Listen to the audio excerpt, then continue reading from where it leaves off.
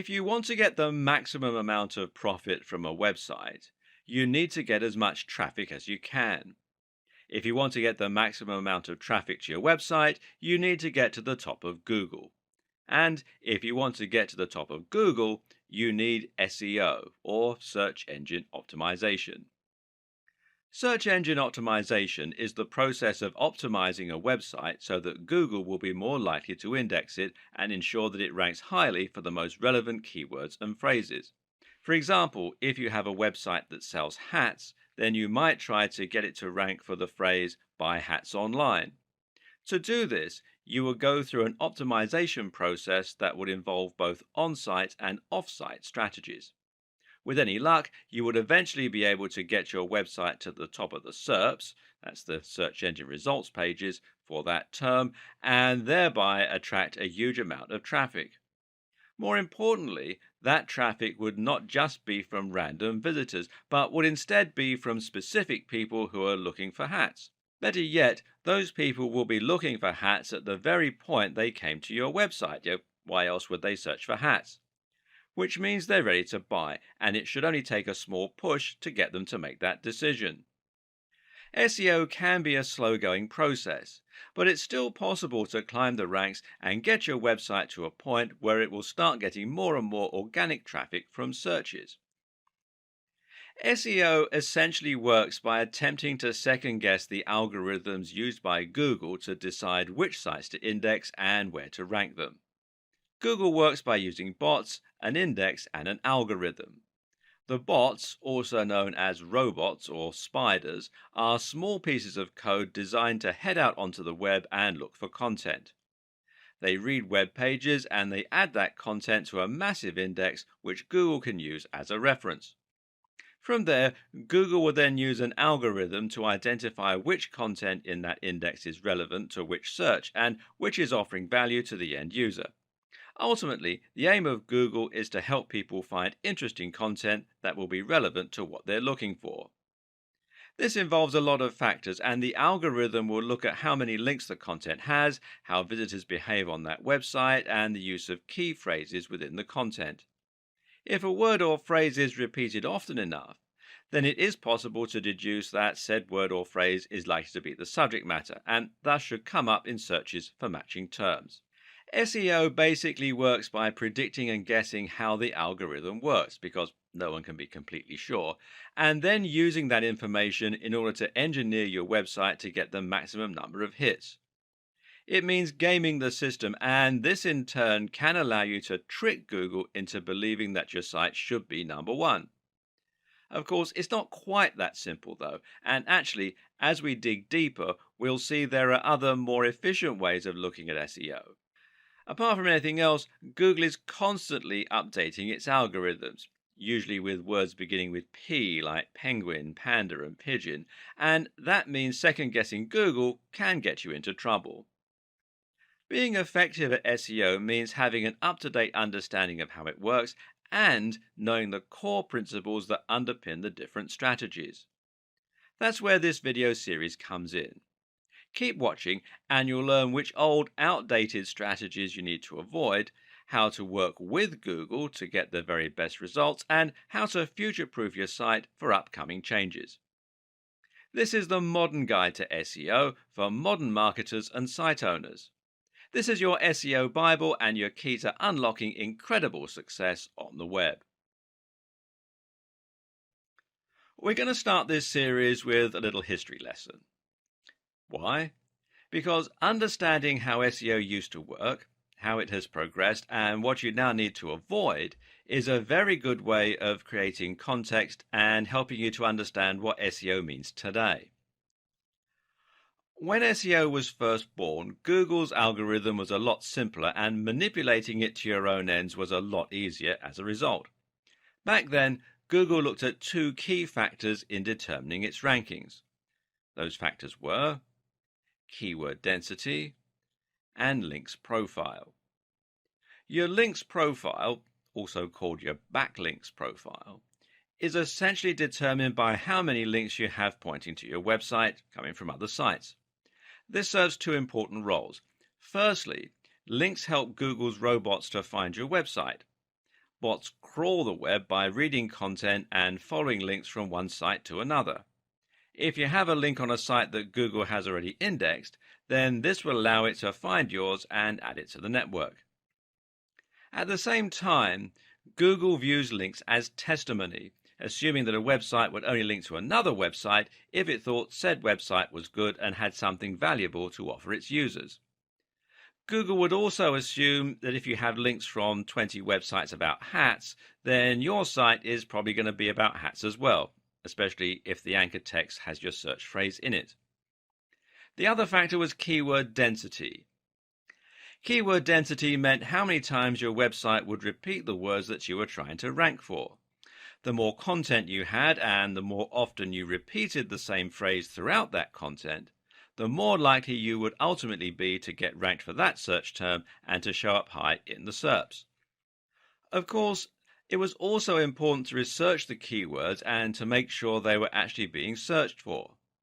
For this, marketers could use Google's keyword research tool in order to check the volume of searches and to get an idea about how much competition there was. A savvy optimizer would then be able to look at terms with the highest search volumes and lowest amount of competition and then try to rank for those phrases specifically. This simple algorithm makes a lot of sense in theory and should have helped Google to find content that people will be looking for quickly and easily. It would read the content in order to see which site was the most relevant for that term, and it would look at which sites had the most links from other websites. But the problem was, people eventually cottoned on to the way this worked and began to take advantage of it. Search engine optimizers realized that all they had to do to get to the top of Google was to create as many links and as much content, with keywords, as possible. So webmasters began to spam link directories and content farms, submitting their links everywhere they possibly could. They began to pay other content creators to place links on their pages, and they would also trade links. Most websites ended up with a massive list of links somewhere on one of their pages, and these would just be other random sites that had contacted them and asked to exchange links. Worse was what started to happen to content. In a bid to create as much content as possible and to use the keywords as often as possible, creators began to churn out content in huge quantities while giving no regard to quality. They also began using keyword stuffing, which essentially means repeating keywords over and over again, even when it doesn't make any sense. A typical website from the early 2000s might read, "Are you looking to buy hats online? Then you have come to the right Buy Hats Online website. This is the best place to buy hats online for anyone who wants to buy hats online, Carolina." As you can see, this content is completely nonsensical and will be highly off-putting for any real visitors looking to make a purchase. And then it got worse still. Creators began to actively steal content from other site owners and spin it in order to make it unique. Now, Google won't rank duplicate content, otherwise it would risk making every search result identical. So content spinning, as it came to be called, essentially means that you're taking an article or a blog post and using software in order to exchange many of the words for synonyms. So a sentence that read, "These are the softest, warmest and most attractive hats on the net," would become, "These are the most comfortable, most insulating and most beautiful hats on the web." And because the site owner didn't have to write that content themselves, this meant they could publish thousands of posts in a short space of time and bomb Google. Well, that's the theory at least. The reality is that, unfortunately, most spinners do this instead. These is the squitty-ish, hottest and very best beautiful hats on the fishing net. Again, it's just gibberish. So, by placing thousands of links on other sites, using their keywords as the anchor text, and by filling their sites with tons of useless content, website owners were able to get themselves to the top spot of Google. This system was so easy to abuse that some people could even get completely unrelated websites to the top of specific SERPs against the owner's will. You could make it so that searching for Big Idiot would bring up a picture of your friend, for example. This was called a Google bomb. Obviously, this started to make a mess of Google's results, and so Google had to adapt and get smarter. Because of all the abuse we talked about in the last video, Google had to change and adapt to maintain its spot as the #1 search provider. And to do that, it had to clamp down hard on those who were gaming the system and penalize sites that were cheating to get to the top spot. It did this by looking for obviously spammy strategies and de indexing or downgrading the sites. So, sites with keywords in their URL no longer enjoyed the same advantage. Sites with huge numbers of inbound links from low quality websites were de indexed. Sites caught buying links were de indexed. Sites that stuffed keywords were severely punished. Sites that had lots of backlinks with the same anchor text were treated as highly suspect, and the list goes on and on. Meanwhile, Google started to show preference towards sites that were longer, that linked out to other quality resources which previously would have hurt your SEO, and more. These changes came in the form of algorithm updates, which had recognizable animal names and which got a lot of press from the internet marketing community at the time. These were Penguin, which was designed to reduce the effectiveness of unnatural backlinks, and Panda, which was designed to favor sites that looked high quality. Google doesn't want a website owner to be able to artificially climb its SERPs. Rather, Google wants websites to climb the ranks only when they're genuinely valuable and popular with the audience. It wants to see natural, organic links that you haven't paid for, and it wants to see deep, relevant, and interesting content. The old techniques that were once used to spam Google became known as black hat SEO, and the industry entered a dark period. It's hard to overstate just what the impact of these algorithms changes had on the SEO industry at the time, and on countless other industries as well. These changes ended up completely de-indexing massive websites overnight.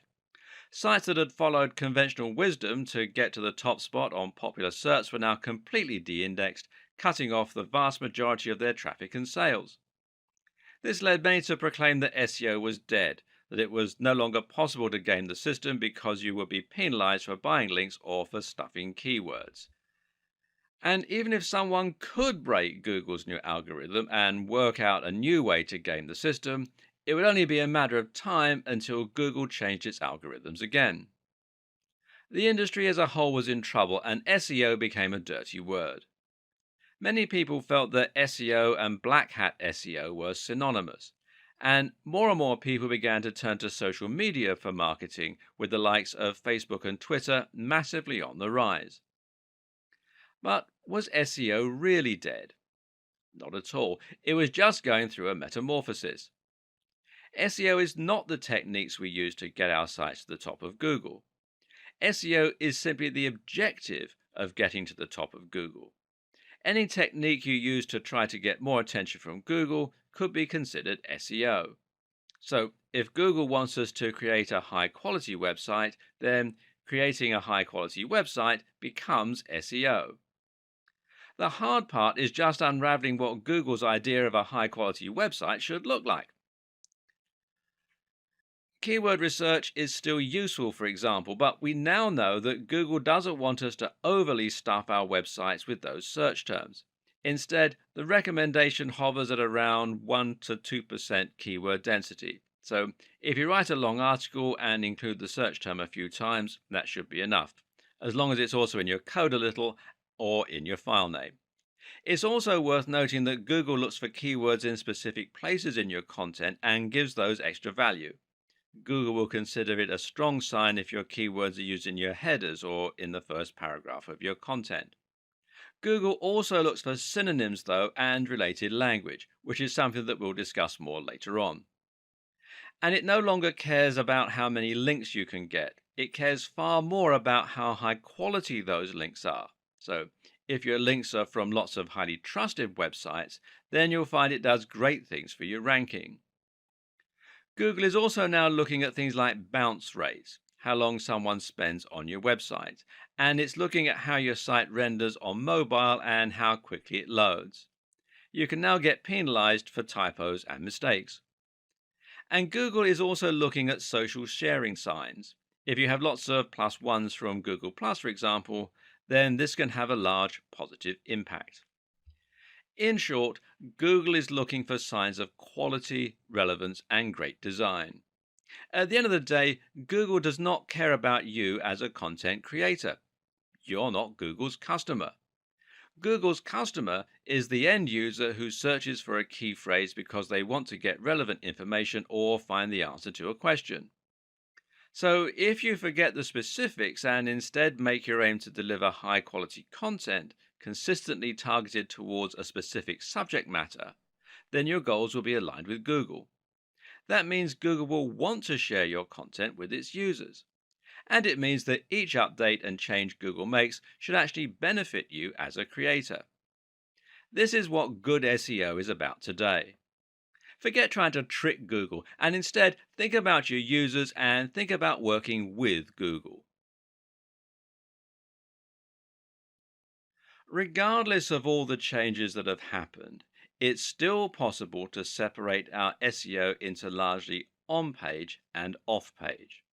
I'm going to talk about on page now and off page in the next video of this series, but both are important. On page, of course, refers to all the strategies that you can use within your pages to get Google interested in your site. This begins with content, and it begins with having a stronger understanding of the subtle changes Google has gone through in recent times. One of the first things you're going to need to do is to fill your site with great content and to use your keywords throughout. There's a fine line to be walked here. You need to repeat the phrase a few times to ensure that you create that association. But at the same time, you also need to make sure that you don't overdo it and thereby appear to be spamming. Too vague? Well, as I mentioned, it's now agreed that the optimum keyword density for on site content is 1 to 2%. This means you can use your phrase once every 100 to 200 words, but you also need to use your common sense a little. Some keywords are easier to use in a natural manner than others, and making sure your content sounds natural should always be the number one concern. Some keywords will be hard not to repeat 100 times. Others will never feel that they can come up naturally. The user always comes first, so if you can't fit the keyword in naturally anywhere, then just forget it and use it in your image, alt text, etc. The length of your post is also an important consideration. Back in the days of spammy SEO, almost every post was about 500 words long. Today, you'll have the most success by writing posts that are longer and more in depth. Imagine that your reader is going to sit down with a cup of tea and really dive deep into the subject. Yeah? That's the kind of experience you should be delivering. This has another advantage because it means that you can repeat your key phrase a lot more while keeping your density low. If you repeat your keyword 100 times and your content is 1,000 words long, then that's a 10% density. If your content is 5,000 words long, that's 2% density. Of course, 5,000 words is too long for most blog posts. Instead, the general consensus is that an ideal blog post will be somewhere in the region of 800 to 1,500 words. But again, remember that you serve your visitors first and foremost. These are the people that you want to impress, and that means you shouldn't worry too much about length. Do what comes naturally to your subject matter. Oh, and while you're at it, try to vary the length of your post a little. This again looks more natural and suggests to Google that you're not following a strict formula of any kind. At the same time, you also need to consider something called LSI, or latent semantic indexing. This is basically a fancy term for how Google now understands actual meaning rather than just looking to match words. The way it does this is at least partly by looking for synonyms and related terms when trying to answer questions. In short, don't just use the exact key phrase, but be sure to use lots of relevant and related language. This is important partly because it can prevent a mismatch between searches. If someone searches for a homonym like duck, how does Google know whether they mean the bird or the movement? Simple, by looking for related terms like duckling and feather, or perhaps dodge and dive. At the same time, the use of synonyms and related language again shows Google that there is a lot of content revolving around the same topic. It's not just a case of having mentioned the search term a few times in an otherwise irrelevant piece of writing. So, if you're writing about bicep workouts, then you need to make sure to include lots of related language like arms, triceps, dumbbells, training, weightlifting, etc. Doing this will confirm the subject matter of your site and will look a lot more natural and useful than if you just use the phrase. And for the same reason, it can also be a good idea to use variations on your key phrase and to have secondary search terms. For example, if your key phrase is build massive arms, then you should also try to include the terms build big arms, build big biceps, get big biceps, etc. Google now knows that this means the same thing, but won't be as likely to penalize you for keyword stuffing. It also makes you look like a better writer for your visitors. Essentially, try to keep in mind that Google no longer works by trying to match the search terms exactly in your content. You can see this yourself when you search Google. Search get big arms, and many of the results that come up won't actually include those precise words.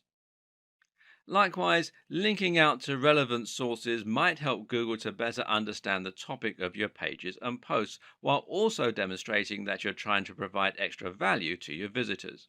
On that same note, you should also look at rich snippets. Using structured data, you can highlight to Google certain key elements of your content, like recipes, dates, company names, scores, etc. This helps Google show some of that information in the SERPs, the search engine results pages, and thereby attracts more visitors to your site. There are plugins which will let you do this easily, or you can do it through meta tags. Either way, you'll use this to do things like highlighting the ingredients in a recipe, or the show times of a play, or the score in a review. This is important because it lets Google understand your content even better than it is already able to do. Google is no longer just a search engine, but rather an AI. This is the direction that Google is heading, and being able to understand and utilize this might just be the key to SEO success in the future. Right now, using structured data and rich snippets will allow information from your site to appear right in the SERPs. This way, if someone searches for a recipe, they'll be able to see the ingredients for your version before they even click on your link. This means your listing will take up more space and demonstrates the value of your site. In turn, this means you're going to attract more clicks than a site without that information. The next element of on-page optimization is the site design itself. Using breadcrumbs, for instance, can help a lot, as can using alt tags for your images so Google knows what they are. More important is the actual function of your website. Does the page load quickly? Is it mobile friendly? Mobile friendliness in particular is something you absolutely cannot ignore today. In terms of the actual design and function of your website, the main goals are to ensure that your site will load quickly and that it will look great on mobile. Again, this helps to keep people on your site longer because it will be enjoyable for them to be there. Avoid using too many plugins which will slow you down, and try not to inundate your visitors with adverts and popovers. Did you know that using light colors like light blues can actually help to keep people on the page longer by making them feel more relaxed? Consider this when picking your theme. Likewise, choose a theme that will adapt to the size of the display viewing it, and make sure you take advantage of things like caching to keep your site nippy. Themes that do this are called responsive insofar as they respond to the shape and size of the display they're being viewed on. This works by removing certain elements, by rearranging menus, etc., and by shrinking images. Note that mobile friendliness also means things like having large buttons, which are easier to click with a finger rather than a mouse, and avoiding mouse over drop down menus that, again, can't be operated on a mobile without a mouse.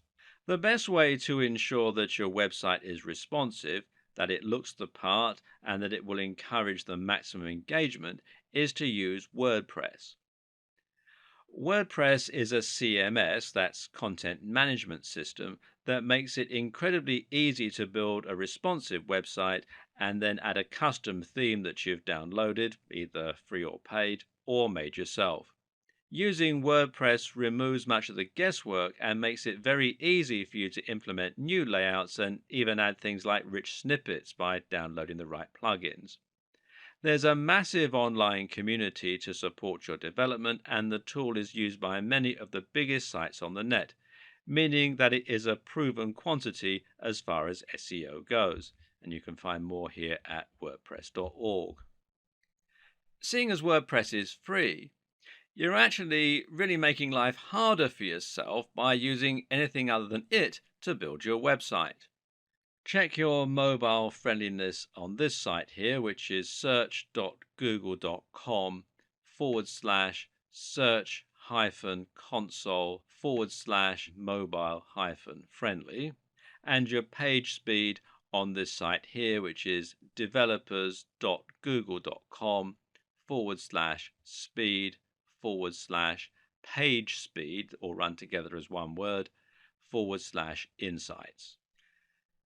As I mentioned, there are a few miscellaneous tips that can also help to improve your on-page SEO.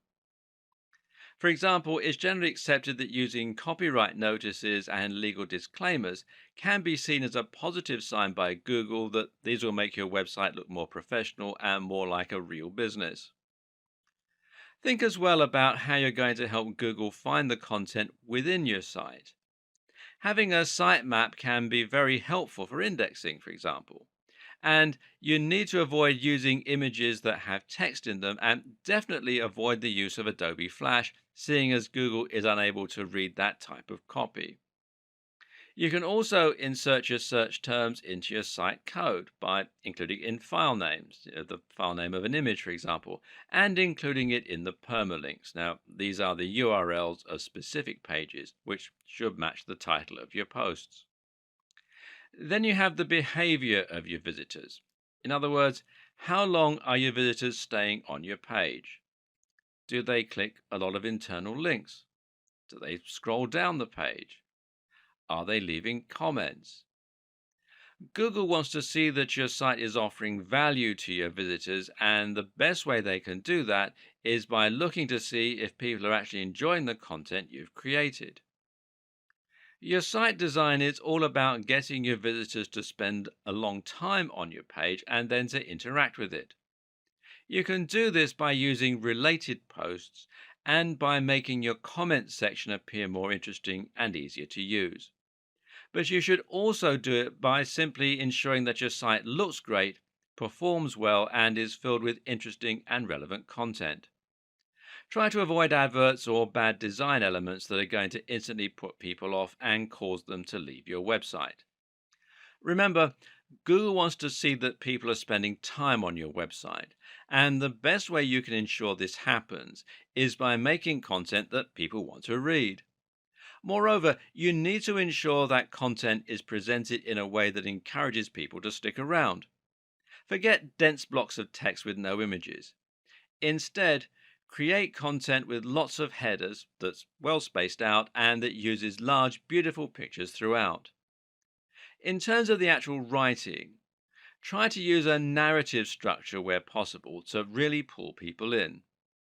Tell a story, use cliffhangers, and make it impossible for your visitors not to move down to the next line. Ultimately, it comes down to making sure you're providing the very best experience for your visitors, but doing so in such a way that Google can see and understand that that is the case. In the last video, we talked about the basic strategy you'll use for your on-page SEO. But what about link building? How has that changed in recent years? Once again, the key is to focus more on quality rather than quantity. If you once had 1,000 different links all coming from low quality websites, this could now actually stand to hurt your SEO, as it will look like link spam.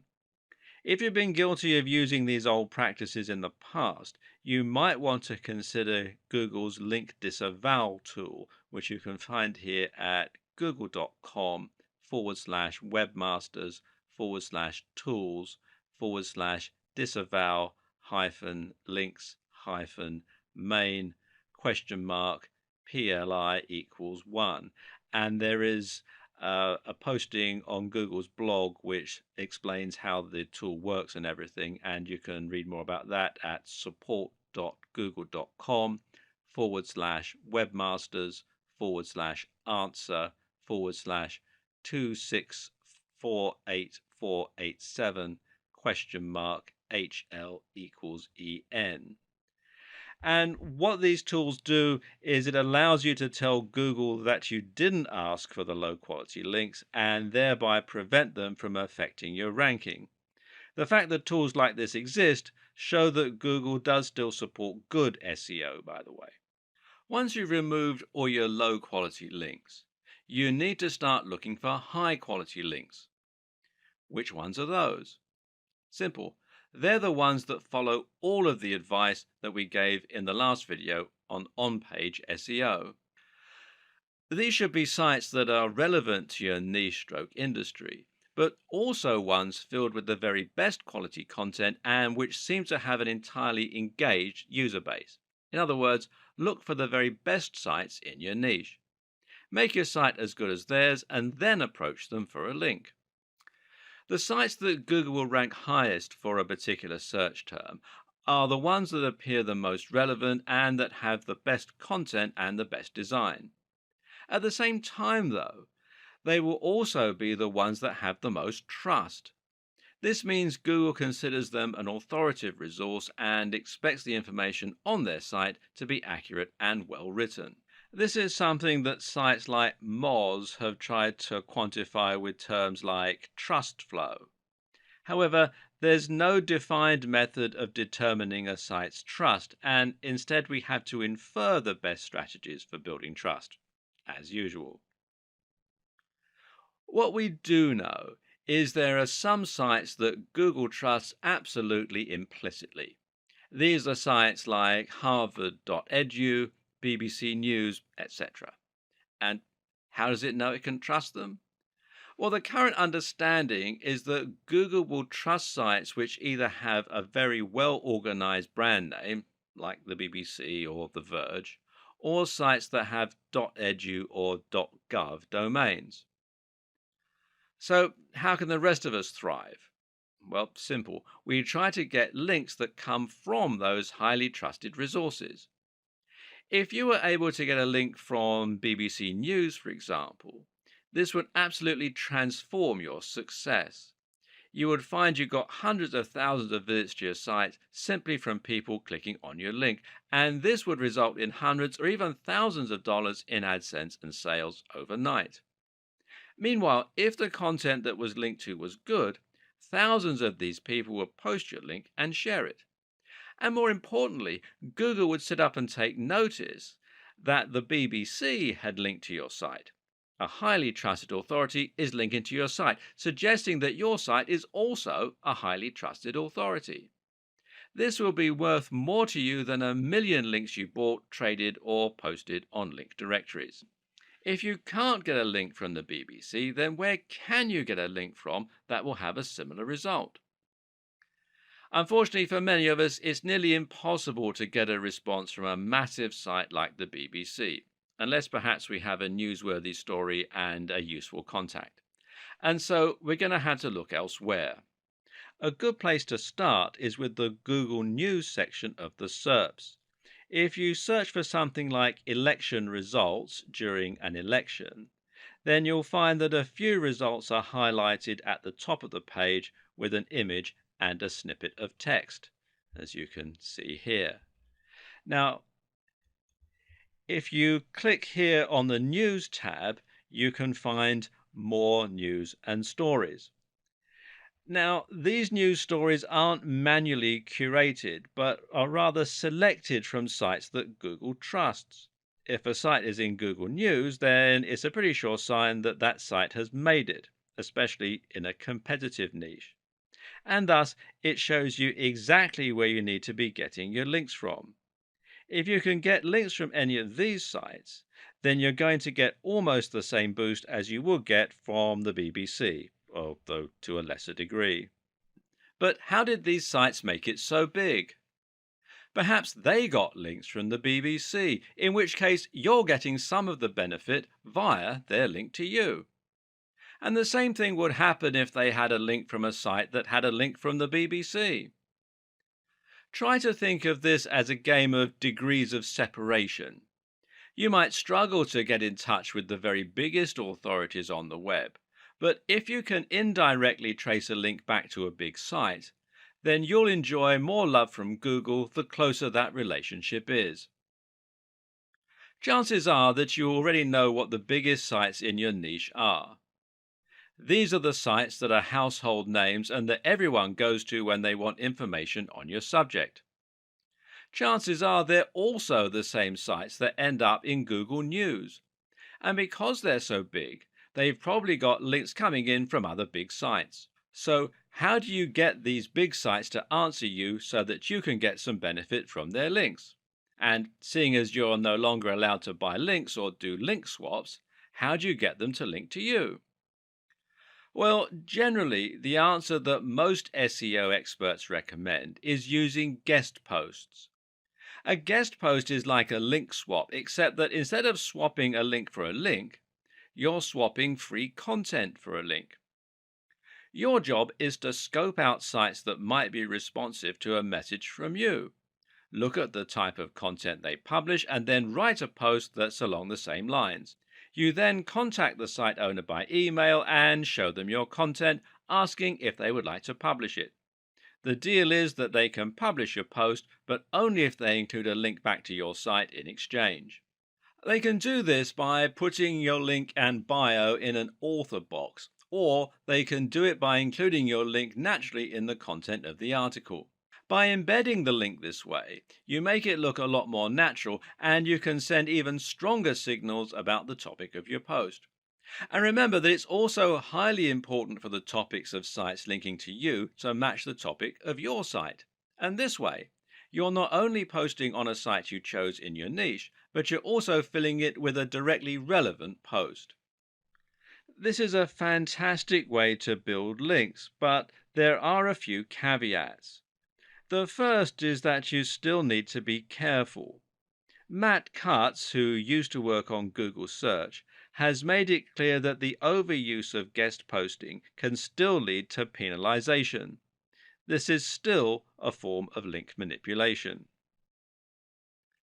Likewise, you need to be careful about constantly using the same anchor text and generally being predictable. Mix it up.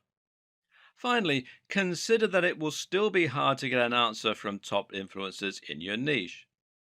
The solutions include making sure that your content and the sites you're linking to are great quality so that the creator will be happy to be associated with them, delivering real value in the guest post, spending some time developing a relationship first, perhaps by sending some emails and maybe by leaving some comments on their blog, starting relatively small and working your way up. Look for blogs that are just ahead of yours. Each time you succeed, your site will get bigger and you'll be able to approach a slightly bigger influencer next time. Use your existing contacts. Maybe you have a friend who owns a blog. Network in person. And for making a big impact, nothing beats the power of actually meeting a blogger or a site owner in person and making a connection that way. Go to SEO networking events and generally don't be afraid to pick up the phone. A key lesson to apply to pretty much every aspect of SEO is not to get carried away when you find ideas that work.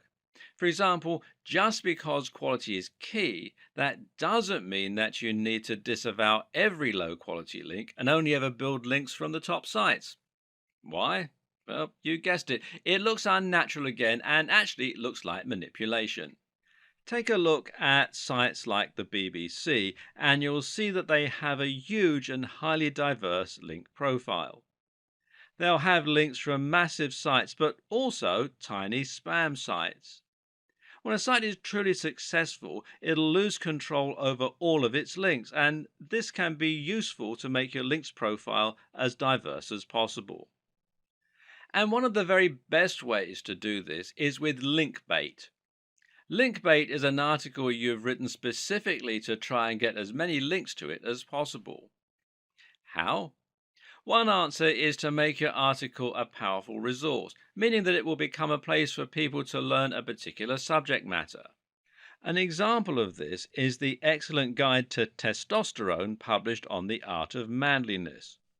This post goes much more in depth than many similar blogs on the same subject, and as a result, countless other articles have linked to it as a resource. Another option is to create a post that will somehow support a discussion. A good example of this is the post How to Win an Argument with a Nutritionist, which includes links to studies that disprove outdated notions about nutrition.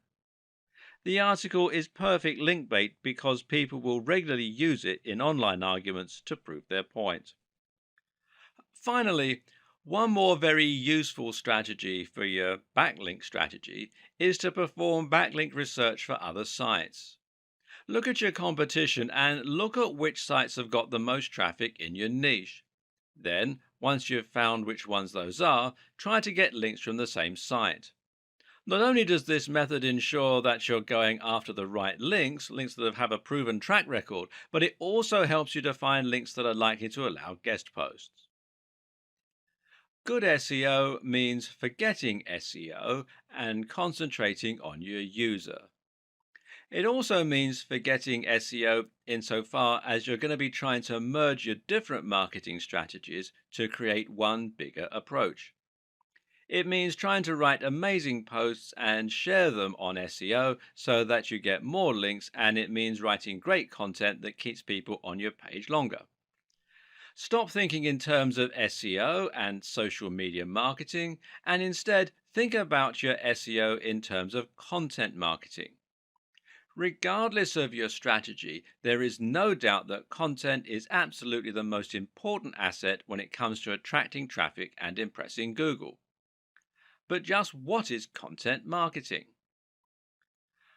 Content marketing is about creating content that will help Google to find your site and posts and to ensure you rank highly in the search engine results pages. While this is a powerful and useful effect, though, it's actually only one part of what content marketing is all about. At the same time, content marketing is about building a relationship on your site and ensuring that people begin to trust what you have to say. It means demonstrating your knowledge and point of view to the point where people seek you out as an authority. Once you get to that point, you'll be considered an expert in your field and you'll be able to greatly influence your audience, possibly influencing their buying behavior. So, how do you get to this point? Well, the key is to think about the sites and blogs that have influenced you over the years and the ones you read regularly. This isn't about building trust with Google, but rather it's about building trust with your readers so they want to keep coming back. The main thing normally is delivering value. Each post you create for your blog should provide some useful and/or interesting information that is actionable. At the same time, it should offer something that isn't available elsewhere, and it should be in-depth and comprehensive. This differentness is incredibly important and is something that all too frequently gets overlooked. If you're trying to stand out in a crowded niche, say the fitness niche, then it's not enough to simply write posts on how to get abs or how to lose weight. There are countless articles out there with the exact same title and subject matter. Instead, you need to concentrate on offering something that will be different, which might mean writing about an entirely new training method, or it might mean writing about something that examines the psychological motivation to train. Always ask yourself, would you read that content? Meanwhile, you need to be consistent in posting this kind of content and you need to be smart with your branding. Your brand needs to evoke your mission statement and your ethos. People should know from your website design and logo alone exactly what kind of subject matter you're likely to deal in and what they can expect from your site. This is also how you can build brand recognition and a consistent image across different forms of marketing, including on different forms of social media. Write for a specific type of person and try to make your brand into a movement with a clear objective. That way, people can actually get excited about you and will really get behind what you're trying to do. But the main goal is to offer consistent value and to become a source that people can start to trust. That way, when someone searches for an answer to a question, they might read your post and be impressed. If you then come up in the search results again, they might recognize you and be more likely to click your listing over the rest. Then they might decide to look around the rest of your content after they've been impressed a few times. Eventually, you'll become their go-to source for answers in your niche. Well done. You just won at content marketing. The key is to consistently deliver value so that people come to your site for answers. And this is also, ironically, what will get other good sites to link to your site. This is the perfect example of emergent SEO. In this case, you're working with Google by writing amazing quality content, and Google is rewarding you. This is how you truly grow in an organic way.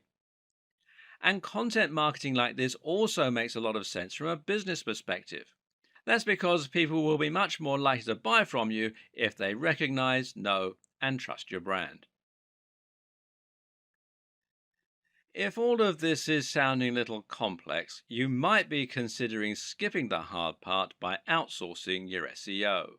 But can you trust an SEO company to do the best possible job for your site and for your brand?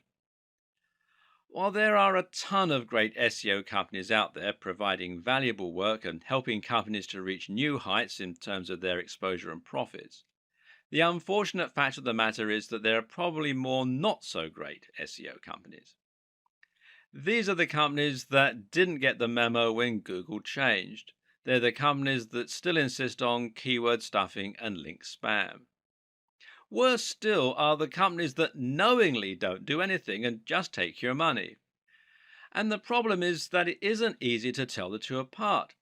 How do you know if your SEO company is offering great value for money or whether it's actually just twiddling its thumbs and sending you large invoices every few months? Now, this isn't a problem you face with most other industries. If you hire someone to paint your fence, then at the end of the day, you can see the work they're doing and you can decide for yourself if you're getting your money's worth. Ultimately, your fence is either going to be painted or it isn't. There are no half measures.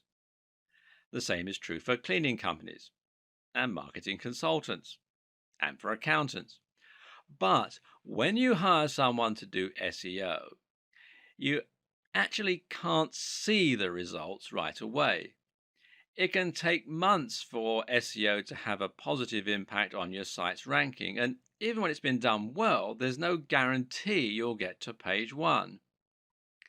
And worse, most people don't have a comprehensive knowledge of SEO, and so they don't know what the companies should be doing to help them get the best results. How can you check on someone if you don't know what they're meant to be doing? In fact, even if you handle SEO yourself, it can still be hard to know if it's working or not. There are some metrics and tools you can use to measure how well your site is doing, though, and I'll talk about them in the next video. Because some SEO tactics take a while to bring traffic to your site, sometimes it's hard to track whether your SEO campaign is working or not, especially if you're outsourcing the process to an SEO company. One thing you can do, though, is to ask the SEO company to provide you with the metrics regarding the SEO campaign, and some of these metrics can be more useful than others. You can ask for the number of links that have been built, for instance. Ask for the page rank of the pages where those links have been built, although page rank is now largely a depreciated measure. And use everything you've learned in this video series to ensure that those are high quality links and not just link spam. You need to think about long-term results, not a short-term boost. And you can track changes in your position in the SERPs, that's the search engine results pages. Many SEO companies will use tracking software which lets them see your site climbing the rankings for different terms over time. They can use these to deliver you a report showing how your site has climbed since their intervention. If you're handling your own SEO, you might still choose to use a tracking tool in order to keep an eye on your success over time and ensure that your efforts are getting results. But what does any of this tell you? Because here's something else to consider. Getting to the top of Google is not the end goal. Even if you get to the top of Google, there's no guarantee this will bring more profits for your business because you need to ensure that the people finding your content are targeted and that those people are converting. Or to put it another way, all that really matters is the bottom line. If you're a business and you're paying for SEO, you'll need to know that you're getting more sales because of that SEO and you're earning more money. This way, the SEO is offering ROI, which means it's been money well spent. Savvy companies track the ROI of their SEO spend by using a tool called Google Analytics. This is the most well known analytics tool for webmasters and marketers, and one particularly useful feature it has is the ability to set a goal and then track the traffic that makes it to that goal. If you're trying to sell a product, your goal might be the thank you page people get directed to after a purchase. This allows you to see not only that you're getting more traffic, but also that you're getting more targeted traffic that's actually converting. Better yet, Google Analytics will be able to tell you where those converting visitors come from. And specifically, you'll be able to see if someone who used your search term eventually ended up buying your product. These are people who have bought products from you because of your SEO efforts. If you hire an SEO company to help you rank for a certain search term, you're probably missing the point. A better way to approach this is to hire an SEO company to help you increase your profits or your brand awareness. Thus, the very best SEO companies are those which use a combination of different marketing tools, combining everything from SEO to social media to brand management.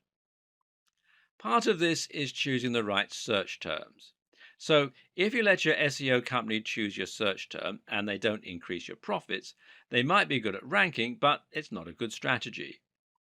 It's important to know whether ranking for the particular phrase you're interested in is actually going to translate into tangible results. The same is true if you're doing SEO on your own. And one way you can check how successful your SEO is likely to be before you spend lots of time and or money on it is to use PPC. PPC is of course pay-per-click. This is a type of advertising that involves paying each time someone clicks on an advert and visits your site. The two most popular PPC choices right now are Google AdWords and Facebook ads. It's equally important that you use analytics in your own SEO campaigns for the very same reasons. Good SEO is about constant iteration and seeing which actions are having the best impact on your tracking. Struggling to rank for a certain term? Then you can consider aiming for another one. Finding that people from an unexpected search term are converting more highly than those from other search terms? Then it might be time to switch gear and start trying to rank for that phrase instead. Setting up Google Analytics is thankfully rather simple. First, you need to head over to Google Analytics, which is google.com/analytics. And then you'll need to add a small tracking code to each page of your site. If you're using WordPress, you can also use a plugin to do this. Then you can set up your view, which will let you choose which stats you want to look at. Some useful things to look at here are your audience overview, and this is key data regarding who is looking at your site, which can help you to better target specific demographics. acquisition, this is where your traffic's coming from, real time, which shows you how many people are on your site right now, and the aforementioned goals. With what we've covered so far, you should now know everything you need to know in order to begin a modern and effective SEO campaign. The problem, though, is that, as we've already mentioned, SEO is something that is constantly evolving and changing. We already know that Google has a lot planned for its search algorithm in the future. And the first big change we can expect to see going forward is the introduction of a real time algorithm. This means any changes made to your site's SEO might be reflected immediately in the search results. This is expected to affect Penguin predominantly, which means it will have the biggest influence on inbound links and whether your backlink profile is mainly made up of high quality links or spam. In this case, adding a spam link to your site could result in an immediate downgrade to your ranking. Likewise, though, the reverse could also be true. Using the disavow tool could help you to see an immediate recovery, while a very good link could result in an immediate boost to your site. It's also not too much of a stretch to expect that in future we might see this start to apply to other aspects of SEO, including the ranking of sites and pages. We already see newspaper stories appear very quickly in Google's search results. So, what should you do to make sure that you'll benefit from these changes? How can you future proof your site in this regard? Well, one tip will be to stay on top of your links disavowing and to make sure you're constantly adding links and removing the unnecessary ones. In the future, bigger sites may need to have a whole dedicated team working on keeping their links profile healthy around the clock. Likewise, make sure to keep updating your site regularly and to keep the date as a schema in all your content. One good way to know what's coming in the world of SEO is to keep your eyes peeled to industry news sites and specifically to Google's own blog. Another is to think about the direction that Google is heading in and to try and guess what its larger plans are. And right now, everything is pointing towards a heavy investment in voice search and AI. Google is not just a search tool. With the capability of reading and understanding human language, Google is an AI. And what's more, it's shaping the way we develop our content, whether we like it or not. And it is embracing this more and more with each new update and each new product. Google Now is the name of Google's assistant service that combines search, digital assistant, and all the data that Google collects about us into one incredible tool. This is the real reason Google had to move towards latent semantic indexing.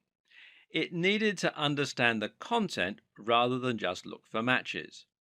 And this is why Google needed to start using rich snippets and structured data so that it could understand the key facts from the web. This is what allows Google to use its quick answers box. Ask Google, how old is Barack Obama? And it won't just bring up a website, it will tell you. And Google also has localization and previous query functions. These allow it to suggest searches based on what you had previously searched for. For example, if you often research a particular celebrity, then in the future, Google might recommend searches relating to that celebrity. Google's personalized search also takes this into account, while its local search ensures that it will also be able to find results that are relevant to the area you're in. All of this combines when you use Google Now via voice search through Google Allo or Google's new Pixel phones. Here, you're able to conversationally ask Google what time it is, what the highest mountain in the world is, how high is it exactly, all that sort of stuff. This is the direction that Google is moving in, but what does it mean for the future of SEO? Will creators miss out when Google starts providing visitors with answers without them needing to visit our pages? For now, creators can start to focus on the Google Knowledge Graph, which is what powers many of the more complex components on the SERPs. Use semantic markups to ensure that Google will be able to find the answers to your questions. Build authority so that Google will know to trust your site, and try to use nouns in your language to make it machine readable. Being featured in Wikipedia is also thought to be useful for KGO, that's knowledge graph optimization. Linking out to quality resources is also thought to be good for your KGO. Will you gain visitors from being featured in the knowledge graph? Well, perhaps not, but this is certainly an indication that you've gained Google's trust, and that can do a lot to help improve your brand awareness and to gain more trust from the users as well. For those reasons, it's certainly a worthy goal. We've covered an awful lot of ground and even speculated at what the future of SEO might entail. At this point, you may be wondering where to start and how to put everything you've learned into action. So let's simplify for a moment, shall we? Here are our key takeaways. First off, Google is getting smarter to the point of becoming an AI with a lot of personal information about its users. Google is increasingly understanding what content actually means rather than just what it says. You should not try to trick Google. Work with Google to provide your users with the most relevant, well informed, and entertaining answers to their questions. Prove that you are trustworthy by connecting as closely as possible to high authority sites. Use structured data to further explain your posts. Don't keyword stuff. Write naturally using synonyms, relevant terms, and lots of nouns. Build a brand and focus on consistent quality. Post regularly and build the trust of your users with content marketing. Use guest posts and aim for the sites that have Google's trust already. Think of SEO as one small part of a much more cohesive marketing strategy. Combine excellent posts with social sharing and link bait. And finally, measure and monitor what is working and update your strategy on the fly. Another tip is to make sure you do your research and examine which terms to target before you set out. But even more important than that is to choose the right niche. This means picking a niche that has a large enough appeal to give you a big market, but at the same time, it means picking a niche that won't be too competitive for you to make any dent in. Look for subject matters that cater to a specific audience and that people can really get passionate about. And make sure that you are passionate about it too, because when you really love what you're writing about, all the high quality content, all the great connections, and all the consistency really come to the fore. Stop looking for quick wins and focus on building a trustworthy brand filled with incredible information.